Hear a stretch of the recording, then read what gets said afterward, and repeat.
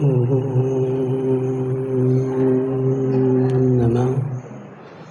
सिद्धेभ्यः।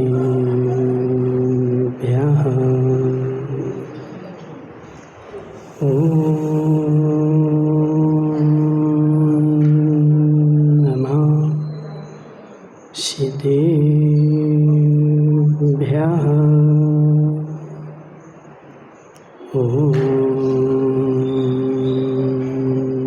नमः सिद्धेभ्यः।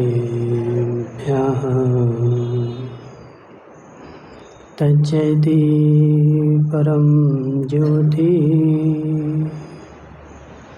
समं समस्तैरनन्तपर्याये दर्पणतलिविशकला प्रतिफलति पदार्थमालिका यत्र। नमो अरिहन्ताणं नमो सिद्धाणं नमो आयर्याणं नमो अध्यायाणं नमो लोये सब्बिसाहुं। पंच परमेष्टि भगवान के अनंत सिद्ध परमेष्टि भगवान के 1008 देवादेव पारसनाथ भगवान के 1008 देवादेव पारसनाथ भगवान के आचार्य भगवान अमृत चंद्र स्वामी के आचार्य भगवान विशुद्ध सागर जी महाराज के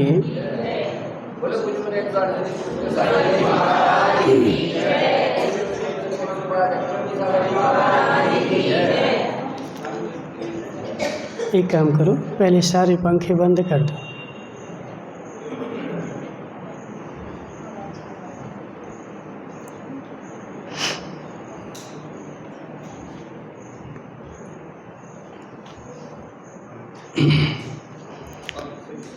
तीर्थंकर भगवान की दिव्य देशना शादवाद वाणी जयवंत हो।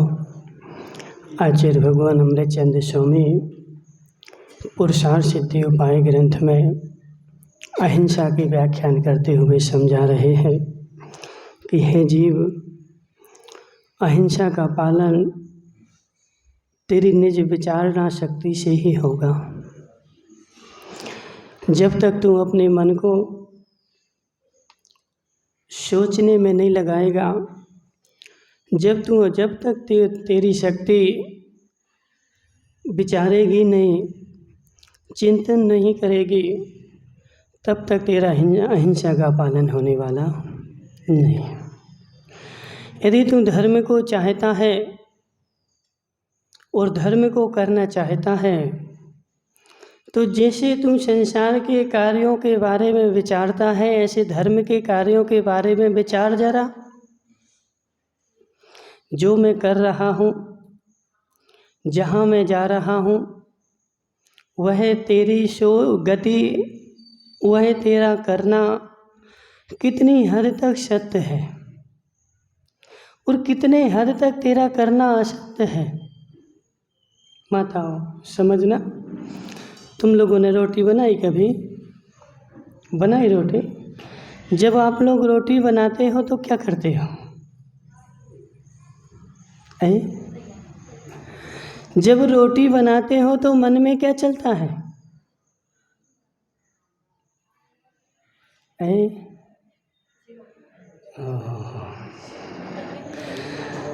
समझो जरा। जब माता रोटी बनाने में बैठती है तो उसके मन में क्या चलता है? क्या जितने जितने दिन तुमने रोटी बनाई, रोज 100 रोटियां बनी? अजित भाई देखो, बड़े गौर से समझना। वही माता उसी आटे की और उसी अग्नि पर रोज रोटियां बनाती है, और रोज रोटियां जब बनाती है, लेकिन फिर भी रोज एक सी नहीं बनती। रोज रोटी बनने में कुछ न कुछ अंतर होता है, और वह अंतर आया कहाँ से? वह तुम्हारी विचारणा शक्ति का अंतर है। आज जब रोटी बना रहे थे, तुम्हारे मन में क्या चल रहा था? कल तुमने रोटी बनाई, तुम्हारे मन में क्या चल रहा था? परसों तुम्हारे रोटी बनाई, तुम्हारे मन में क्या चल रहा था? जैसा मन में चिंतन चलेगा वैसा ही रोटी में परिणमन हो जाएगा। जैसा तुम्हारे भावों में चिंतन होगा वैसे खाने वाले के भाव भी वैसे ही हो जाएंगे। कल्याणमल जी, ये सत्य बताना, जो शुद्ध भावों से चौका लगाता है, जिसके घर में प्रफुल्लता से आहार करके महाराज आते हैं, और जब हम सामायिक में बैठते तो हमें पता चल जाता कि इसने कैसे भावों से आहार दिया है। और कोई यदि कुटिल भावों से बना लिया कि जबरदस्ती में बनाना पड़ रहा है, भाव नहीं थे लेकिन बनाना पड़ रहा है ईर्ष्या के वश, अहंकार के वश, कसाय के वश, तो उसका भोजन करके भी आओ तो सामायिक में मन नहीं लगेगा। अजित भाई देखो, और इसका स्पष्ट प्रमाण दें इसका। हमारे पास पूज्य पास स्वामी का एक कल्याण कार्यक्रम नाम का ग्रंथ है, किसी ने पढ़ा हो तो पढ़ा है जम्बू भाई? नहीं पढ़ा, उसको पढ़ना। उसमें लिखा हुआ है, देखो आजकल तो क्या है ना कि सब भ्रष्टाचार मच गया है। उसमें लिखा हुआ है कि यदि वैद्य को कोई दवाई चाहिए है, औषधि चाहिए है, तो उस औषधि के पौधे को 3 दिन पहले जाकर के निमंत्रण देना पड़ता है। 3 दिन पहले उस औषधि के पौधे को जाकर के निमंत्रण दो कि मुझे अमुक रोगी के लिए यह औषधि चाहिए है, और इतने दिन बाद में आकर के लेकर के जाऊंगा, और उतने दिन बाद वह औषधि लेकर के आओ। और उसको जब लेकर के आए और उसको पीसना शुरू किया, घोंटना शुरू किया, तो उस समय भी नमोकार मंत्र चलता रहे। माताओं, उस पीसते हुए भी उसका नमोकार मंत्र जब चलता रहेगा, वह भावना भी उसमें दवाई में आएगी, औषधि में आएगी, और रोगी जल्दी से ठीक हो जाएगा। और आजकल तो क्या हो गया, अब देखो जी, बूढ़ी बूढ़ी अम्माएं बैठी ना, उनसे पूछो कि पहले के ज़माने में क्या करते थे? आटा पीसते थे। कल्याण में देखा कभी तुमने? तुमने पीसा है? हाथ की चक्की से आटा पीसते थे, और 4 बजे, 3 बजे, 2 बजे से उठ कर के आटा पीसते थे। तो माता सत्य बताना, हुआ आटा जब पीसता था तो क्या करती थी तुम?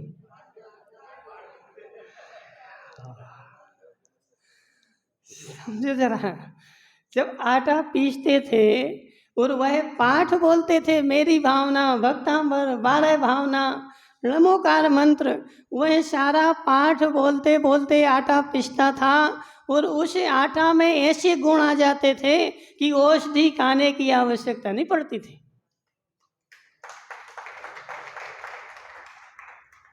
उस आटे में उस भावना के ऐसे गुण आते थे कि उस समय में ना तो इतनी बीमारियां होती थी और ना किसी को कोई औषधि खानी पड़ती थी।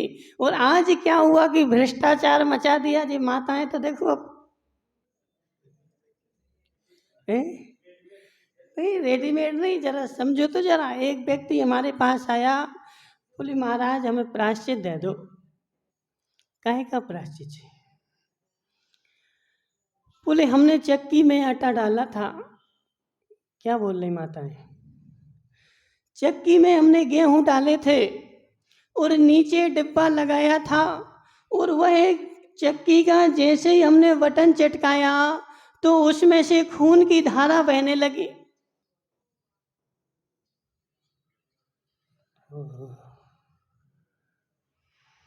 उसमें चूहे घुसे हुए थे और वह चूहे उसमें अंदर थे, और ना तुम्हारी भावना रहे, ना भाव रहे, ना उसको देखा, और जाकर के क्या किया, बटन चटका दिया, और उसके अंदर जो चूहे बैठे हुए थे उनके खून की धारा उस चक्की में से बहने लगी। अब तुम सोचो जरा, ओम प्रकाश जी, अब तुम सोचो जरा कि उसकी वह चूहा मरा कैसे? वह चूहा एक दिन नहीं मरा, वह चूहा रोज रोज मरा। तुमने जब चक्की चालू की थी तो तुम्हारी भावना देखने की थी कि नहीं? शोधन करने की थी कि नहीं? कुछ भी खबर नहीं। समझना इनका क्या नाम, महावीर भाई भैंस गढ़ वाले, कुछ भी बेचारे को भान नहीं। सो करके उठता है और सो करके उठ करके क्या करता है, बोले टीवी देखना है, मोबाइल देखना है। जब भोजन का गिलास भी मुंह में जा रहा है और वहां मोबाइल में मार काट की बात चल रही है। अब भावों में शुद्धता आए तो कहां से आए? कल्याणमल जी समझाओ जरा, तुम समाज के अध्यक्ष हो, समाज के अध्यक्ष हो, समाज को विवेक लगाओ, विवेक समाज को थोड़े दो बातें तो बताओ कि जब तक तुम्हारी भावना शुद्ध नहीं होगी तब तक भाव शुद्ध हो ही नहीं सकते। तुम्हारी प्रमाद की भावना तो ऐसी चल रही है कि प्रति समय वह कषाय भावना, वह द्वेष भावना, वह प्रमाद भावना प्रति क्षण चल रही है। अजित भाई मूलाचार्य जी में लिखा हुआ है कि यदि महाराज रोड पर चलते हैं और नीचे देख कर नहीं चलते तो उनको हिंसा का दोष लगता है। बोले क्यों? कोई जीव थोड़ी मर गया, जीव मरे चाहे ना मरे, तुमने देखा क्यों नहीं? तुम्हारे देखने की भावना थी नहीं और तुमने देख करके नहीं चले, और जीव भले ना मरे लेकिन तुम्हारे प्रमाद का योग है और उस प्रमाद के योग से तुम्हें हिंसा का बंध होगा ही होगा। ऐसी माताओं, आटा जब पीसते हो तो आटा पीसने के पहले चक्की देखते कि नहीं देखते?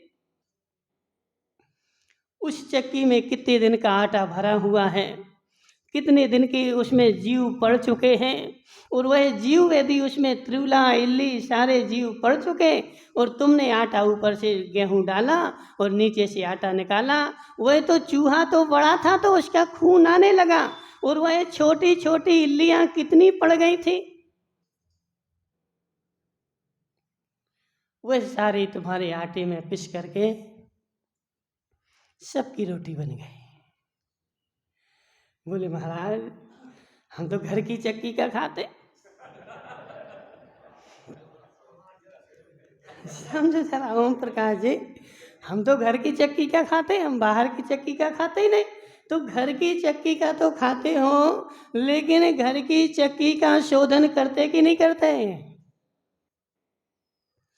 कितने दिन में उसका शोधन हो रहा है? और ये तो घर की चक्की, और जो बेचारा बाहर से पिसा के ला रहा है, बाहर के आटे ला रहा है, वह तो बेचारा भ्रष्ट ही है। खाओ महावीर भाई खूब समोसा, जाओ बाजार में खूब खाओ बैठ करके। वो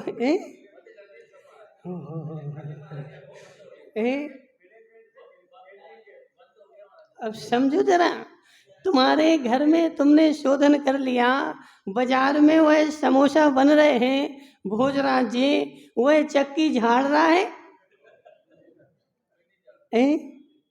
वह चक्की को साफ कर रहा है।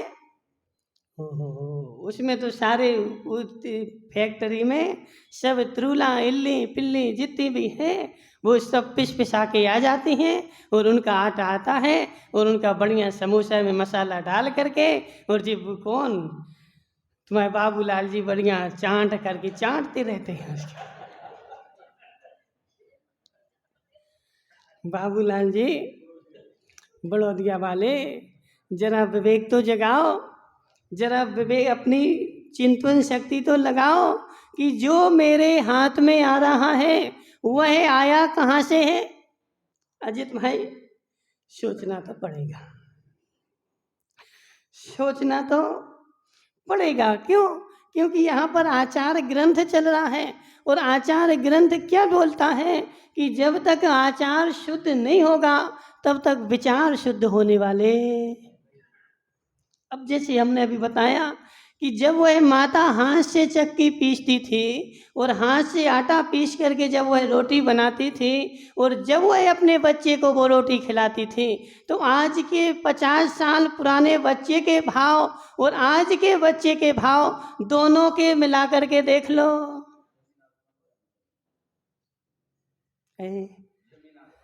जमीन आसमान का अंतर है। यह अंतर आया कहाँ से? आचार बदल गया ना, खाना पीना बदल गया ना। अब जैसा खाएगा वैसे ही तो विचार बनेंगे। अब तुम कितने ही कहते रहो कि महाराज हम तो आत्मा शुद्ध है, नहीं होने वाली, नहीं होने वाली। जब तक आचार नहीं बदलेगा, जब तक विचार नहीं बदलेंगे, तब तक आत्मा की शुद्धि होने वाली नहीं है। और आत्मा की शुद्धि चाहिए है तो अपने अंदर में बैठे हुए सर्वप्रथम उस प्रमाद को हटाओ। वह प्रमाद मुझे सोचने ही नहीं दे रहा है, वह प्रमाद मुझे विचारने ही नहीं दे रहा है, वह प्रमाद मुझे एक समय बैठने भी नहीं दे रहा है। वह प्रमाद मेरे मस्तिष्क में ऐसा बैठा हुआ है कि मैं मंदिर में आकर के भी बैठता हूँ तो मंदिर में आकर के भी मुझे घर ही दिखता है। सामने भगवान की मूर्ति है। माताओं सत्य बताना, घर में रोटी बनाना हो और मंदिर में बैठे हो तो भगवान ज्यादा दिखता है कि रोटी ज्यादा दिखती है?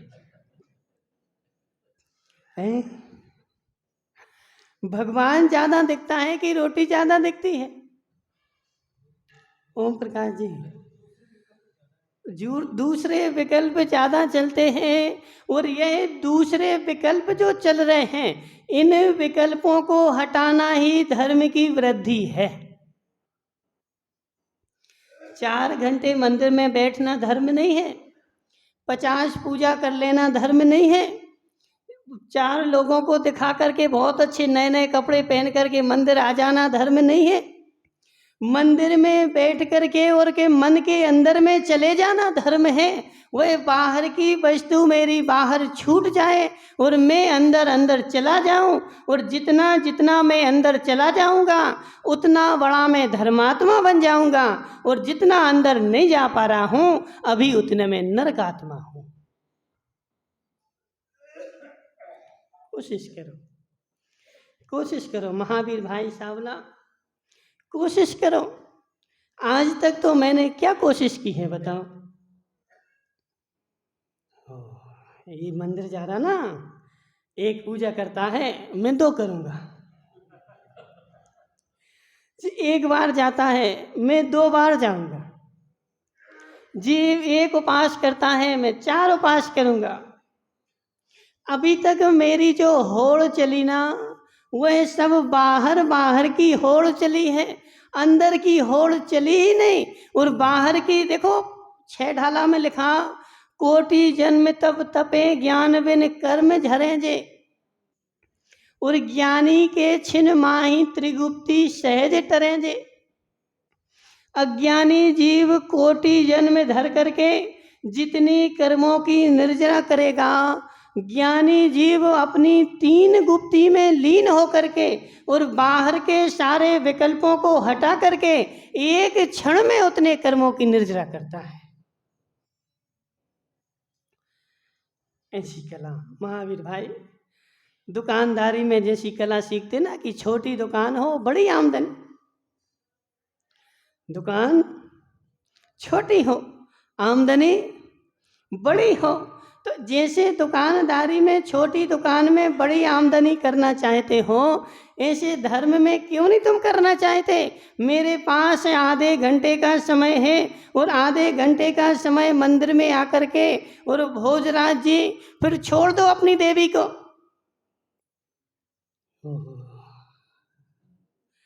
समझो जरा, कम से कम आधा घंटा मंदिर में आए और भगवान के सामने बैठे और भगवान की पूजन की, और फिर तो कम से कम देवी नजर नहीं आनी चाहिए। और उस आधे घंटे में भी नजर आती रही तो कोई मतलब नहीं। कोई मतलब नहीं, कोई सार नहीं उस धर्म करने का। उस धर्म करने का सार तो यही है कि मुझे मेरा ज्ञान हो जाए, मुझे मेरा भान हो जाए। और जब मुझे मेरा भान हो जाएगा, मुझे मेरा ज्ञान हो जाएगा, तो उसी क्षण मेरी दशा बदल जाएगी। मैं एक क्षण भी। महावीर भाई, तुम्हें क्या क्या दिखता संसार में है?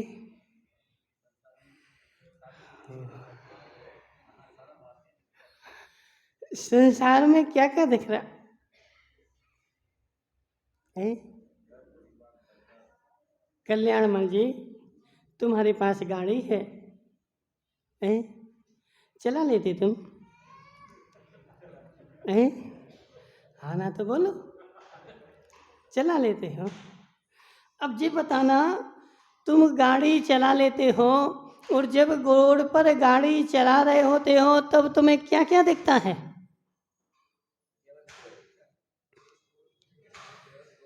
जब तुम गाड़ी चला रहे होते हो तब तुम्हें क्या क्या दिखता है? तुम्हें देवी नहीं देखती? दुकान नहीं दिखती? मकान नहीं दिखता? भोजन की याद नहीं आती? सुनो अजित भाई, देखो कितनी बड़ी लीला है। जब कल्याणमल जी गाड़ी के स्टीयरिंग पर बैठे हुए होते हैं और गाड़ी जितनी जितनी रेस पर होती है, इनके सारे विकल्प उतने उतने हटते जाते हैं। सत्य है कि नहीं? जब गाड़ी 10 की स्पीड पे चल रही हो तब तो फिर भी तुम आजू बाजू देख लोगे, आगे अगल बगल देख लोगे, बात कर लोगे। लेकिन जब तुम्हारी गाड़ी 110 पर चल रही हो, उस समय यदि कोई बाजू में बैठा हुआ बातें भी कर रहा हो, उसको नींद भी आने लगे, तो उससे बोल देते पीछे चले जाओ उठ के। होता कि नहीं होता? इससे उसके तुरंत बोल देते पीछे जाओ, तुम्हें सोना है तो पीछे बैठो, यहाँ नहीं बैठो हमारे बगल में, बातें करना तो पीछे बैठो। मेरा ध्यान एकाग्र रहना चाहिए, मेरा ध्यान केंद्रित रहना चाहिए, मेरा ध्यान भटकना नहीं चाहिए। यदि मेरा ध्यान भटक जाएगा तो मेरी गाड़ी गड्ढे में चली जाएगी। अजित भाई, ध्यान भटका,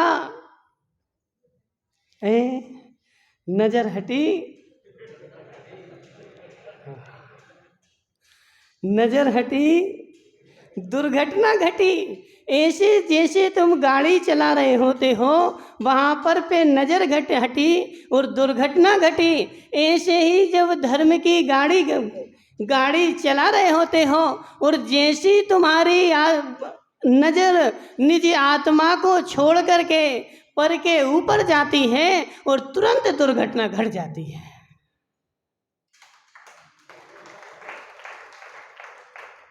लेकिन अंतर क्या है? अंतर क्या है कि वह गाड़ी की दुर्घटना ऐसी घटती है कि वह पुद्गल के साथ घटती है, तो वह खून निकलना तुरंत प्रारंभ हो जाता है और तुम्हें दिखना प्रारंभ हो जाता है। लेकिन यह धर्म की दुर्घटना ऐसी घटती है कि वह कुछ समय बाद दिखेगी, आज नहीं दिखेगी। और हमारा ऐसा है कि हमें तो जो दिखता है उसी को हम खरीदते हैं। कल्याणमल जी, कल्याणमल जी, समझो जरा, मंदिर में बैठा व्यक्ति भी घर में बैठे व्यक्ति से ज्यादा कर्म बंद कर सकता है। मंदिर में बैठा व्यक्ति घर में भोग भोगते व्यक्ति से भी ज्यादा कर्म बंद कर सकता है। क्यों? अजित भाई, तुमने थोड़ा स्वाध्याय तो किया होगा। कर्म का बंध किससे होता है? सत्य है ना? जोगा पैडी प्रदेशा ठिदी अणुभागा कसाय दो होंती। योग प्रदेश, योग से किसका बंध होगा? बोलो माता, योग से किसका बंध होगा? क्या बोल रहे? जोगा पेड़ी प्रदेशा थिदी अणुभागा कसाय दो होंती। योग से प्रकृति प्रदेश बनेगा और कसाय से स्थिति अनुभाग बनेगा। देखो महावीर भाई नहीं, राजेश भाई दोगेरिया, ऐसे काम नहीं चलेगा। जी सब समझना पड़ेगा, जी सब जानना पड़ेगा, तभी तुम्हारे कर्मों की निर्जरा होगी। मात्र मंदिर में जाकर के बैठ गए तो बैठने मात्र से कर्मों की निर्जरा होने वाली नहीं है। जोगा पैडी प्रेषा थिदी अणुभागा कसाय दो होंती। योग से प्रकृति प्रदेश का बंध होता है और कसाय से स्थिति अनुभाग बंद होता है। तो मंदिर में बैठा हुआ व्यक्ति, देखो कई बार ऐसा हो जाता, हम तो बहुत धर्मात्मा हैं, हम तो सबसे बड़े धर्मात्मा हैं, हम तो दिन भर मंदिर में ही बैठे रहते। मंदिर में बैठे रहते ना, अच्छी बात है, लेकिन मंदिर में बैठे बैठे करते क्या हो ये तो बताओ हमें। हरकचंद जी समझ में आ रहा? तुम दिन भर मंदिर में बैठे रहते हो, यह महत्वपूर्ण नहीं है। तुम दिन भर मंदिर में बैठे बैठे करते क्या हो, यह महत्वपूर्ण है। मंदिर में बैठा हुआ व्यक्ति और मंदिर में बैठा हुआ व्यक्ति भी दूसरे को देख करके अपनी कसाय तो नहीं बढ़ा रहा। घर में बैठे थे, सोफा पर बैठे थे, मेरा शत्रु मेरे से दूर था, मेरा शत्रु मुझे नहीं दिख रहा था, और यदि मेरे घर में मेरा शत्रु आता तो मैं अपने दरवाजे बंद कर देता, उसको बिल्कुल दरवाजे के अंदर आने ही नहीं देता, और मुझे वह दिखता नहीं और मेरी कसाय बढ़ती नहीं। तो घर में बैठा तो मैं शांति से बैठा था, और मंदिर में आकर के मैं बैठा, अब किसको मना करोगे, तुम नहीं आओ। नीलेश भाई देखो अच्छे से समझना और अपनी देवी को भी समझा देना। देखो वो याद करके नहीं आती, उससे बोलना याद करके आ पूरा, ठीक है? बिना याद करे काम नहीं चलेगा। तो घर में बैठे तो तुम्हें तुम्हारा शत्रु नहीं दिख रहा था, लेकिन तुम मंदिर में जाकर के बैठ गए, और मंदिर में जाकर के बैठे और तुम्हारा शत्रु तुम्हारे बगल में आकर के बैठ गया।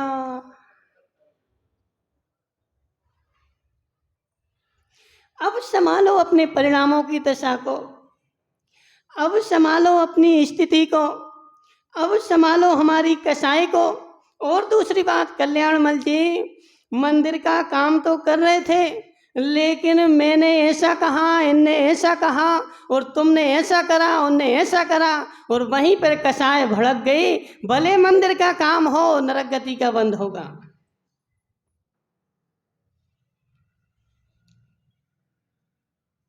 देखो जो है सो है। क्यों? क्योंकि कर्म नहीं देखता कि तुम मंदिर में बैठे, कर्म नहीं देखता कि तुम घर में बैठे, कर्म की तुम्हारी कोई भी रिश्तेदारी। अजित भाई कर्म की किसी के साथ रिश्तेदारी नहीं, चाहे वो श्वेतांबर हो, चाहे दिगंबर हो, चाहे धाकड़ हो, चाहे परिहार हो, चाहे कोई भी हो, कर्म की किसी के साथ रिश्तेदारी नहीं। वह तो बोलता है तुम तो कसाई करो, मैं बैठा हूं, समझो जरा।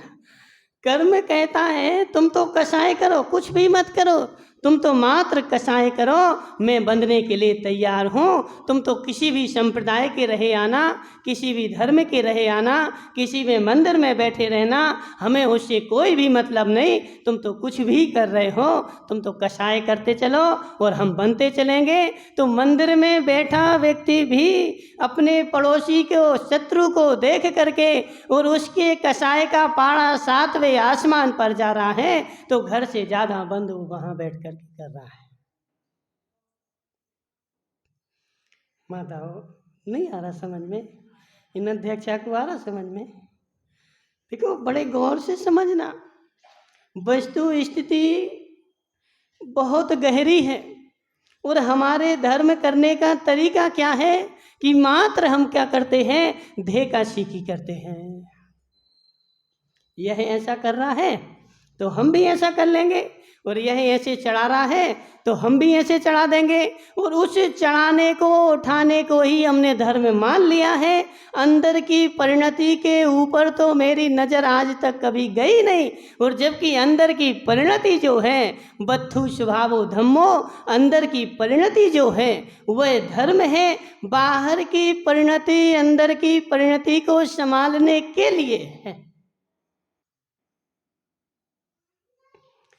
कल्याणमल जी तुमने ऊपर टीन शेड क्यों लगा दिए?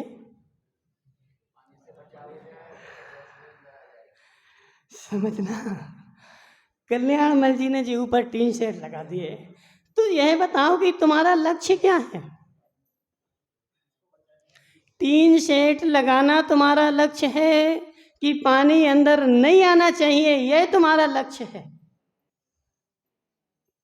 बोलो, टीन शेड लगाना लक्ष्य है? समझो जरा, टीन शेड लगाना लक्ष्य नहीं है, पानी अंदर नहीं आए वह मेरा लक्ष्य है। और पानी अंदर नहीं आए उसके लिए क्या करना पड़ेगा? ऐसा तरीका अपनाना पड़ेगा, ऐसी टेक्निक अपनानी पड़ेगी, ऐसी जगह अपनानी पड़ेगी कि उसी जगह टीन शेड लगाओगे तो पानी अंदर नहीं आएगा। और टीन शेड मात्र टीन शेड लगाना है तो संसार में कहीं भी लगा दो, बोले टीन शेड लगाना है। अब वो देखो जो पाटनी तो तुम्हारा ऐसा ही है, पाटनी तो ऐसे ही है बेचारा। क्या बोले कल्याण जी कह गए थे कि टीन शेड लगाना है, सो उसने जाकर के वहां डैम पे टीन शेड लगवा दिए पूरे। समझना, बोले कल्याण जी ने बोला था टीन शेड लगा दो, सो उसने डैम पे जाकर के पूरे में। तो ये भी तो सोचो कि टीन शेड बोला था लगाना है तो कहाँ लगाना है, ये भी तो सोचो, ये भी तो विचार करो कहाँ उसकी आवश्यकता है। जहाँ चाहे टीन शेड लगाने से फायदा नहीं है और हमारे लक्ष्य की पूर्ति होगी नहीं।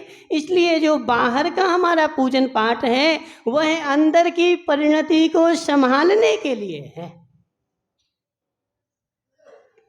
बाहर की मेरी प्रक्रिया जो है वह अंदर की प्रक्रिया को संभालने के लिए है।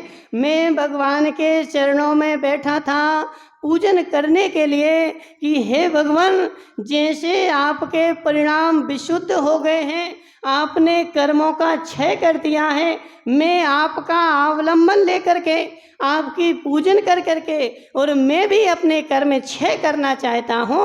और होता क्या है कि यहाँ पर पूजन की सामग्री चढ़ती रहती है और वहाँ मस्तिष्क में दाल बनती रहती है।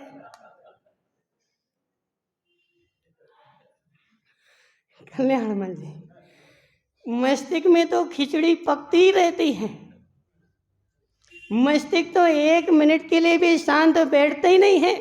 मस्तिष्क में तो कुछ ना कुछ चलता ही रहता है कि अब ऐसा करना है, अब ऐसा करना है, अब ऐसा करना है। तो वह पूजन करना तुम्हारा किस उपाय का? अंदर का प्रयोजन बताओ, समझना, अंदर का प्रयोजन तो तुम्हारा कुछ सिद्ध हुआ ही नहीं है। तो अंदर का प्रयोजन सिद्ध हो जाए इसलिए मैं बाहर में सुधार करता हूँ। और बाहर में सुधार करो लेकिन ऐसे सुधार करो कि अंदर का प्रयोजन मेरा सिद्ध हो, तब तो वह सारा काम तुम्हारा काम का है। और तुम्हारा यदि काम करते हुए भी मान रख करके, राग रख करके, द्वेष रख करके और यदि धर्म की क्रिया में भी तुम संलग्न हो तो कर्म का तुमसे कोई संबंध नहीं है, तुमसे कोई रिश्ता नहीं है। वह कर्म तुमसे बंध ही रहा है और बेचारा अपने आप में डूबा हुआ है कि मैं तो बहुत बड़ा धर्मात्मा हूँ। महावीर भाई, दुर्घटना तो घट चुकी है, दुर्घटना तो घट चुकी है। जैसे ही मेरी नज़र मेरे लक्ष्य पर से हटी थी और कर्मों की दुर्घटना तुरंत घट चुकी थी। लेकिन समस्या क्या है कि कर्मों की दुर्घटना आज घटती है और कुछ समय बाद उदय में आती है। आज की आज दिखती नहीं है, आज की आज देखने लगे तो सब समझ जाए। तो इसलिए देखो अजित भाई, ये जैन धर्म जो है वह दिखने वाले को ही नहीं मानता, जो नहीं दिखता है उसको मानता है। जैन धर्म का लक्ष्य देखो, संसार में सब लोग सब देखने वाले को देखेंगे, लेकिन यह जैन धर्म जो है वह देखनहारे को देखता है। जो दिख रहा है उसको मत देखो। बाबूलाल जी देखो जी, बसें तो चलती रहेंगी जी, बसें मसें मत देखो। जो दिख रहा है उसको मत देखो, जो देख रहा है उसको देखो।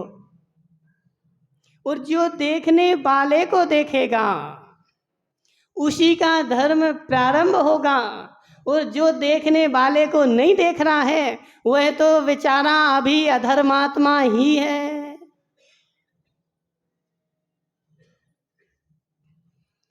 देखो माता को बुरा लगे तो क्षमा कर देना, लेकिन जो है सो है।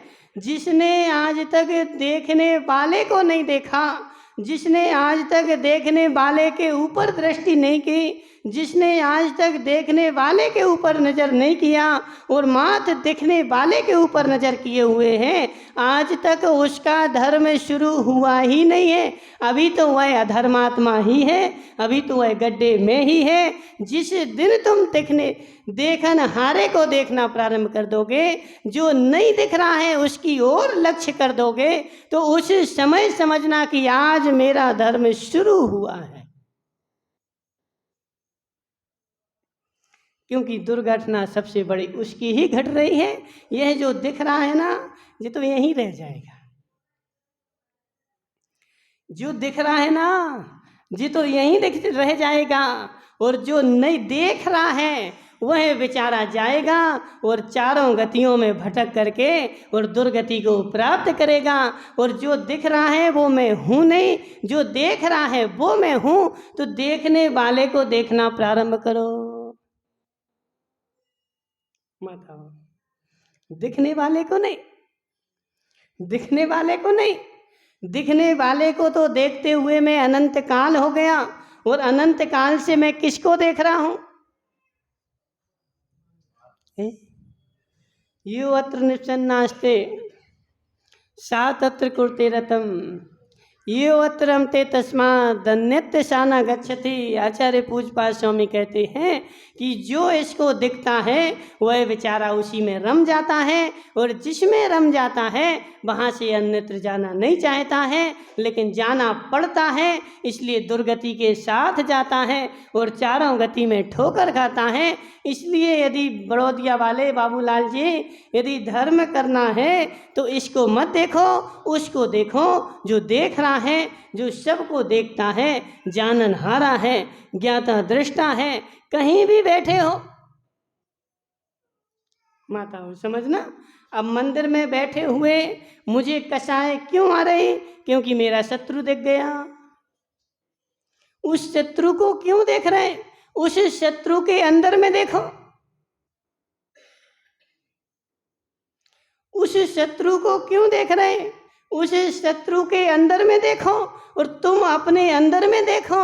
यदि दोनों के अंदर में देखोगे तो समानता नजर आएगी, और बाहर में देखोगे तो भिन्नता नजर आएगी। और जहाँ भिन्नता आएगी वहाँ कसाय आएगी, और जहाँ समानता आएगी वहाँ समता आएगी।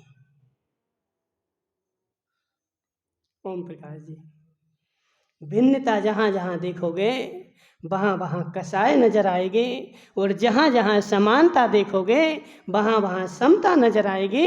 इसलिए समानता देखना प्रारंभ कर दो तो तुम्हारी समता बनना प्रारंभ हो जाएगी, और भिन्नता देखते रहोगे तो तुम्हें कसाय ही नजर आएगी। तो ऐसे आचार्य भगवान यहाँ पर 75 नंबर गाथा में क्या बोल रहे हैं कि जो जीव अहिंसा रूप धर्म को भले प्रकार श्रवण करके और स्थावर जीवों की हिंसा छोड़ने को असमर्थ है, वे जीव त्रस जीवों की हिंसा तो कम से कम छोड़े ही छोड़े। ओम प्रकाश जी, तुम नहीं कपड़े छोड़ सकते, तुम नहीं घर छोड़ सकते, तो कम से कम जमीन पर देख कर तो चल सकते हो। जहां बैठते हो वहां देख करके तो बैठ सकते हो। जो भोजन करते हो उसका शोधन करके तो कर सकते हो। जो भी क्रिया करते हो विवेक पूर्वक तो कर सकते हो।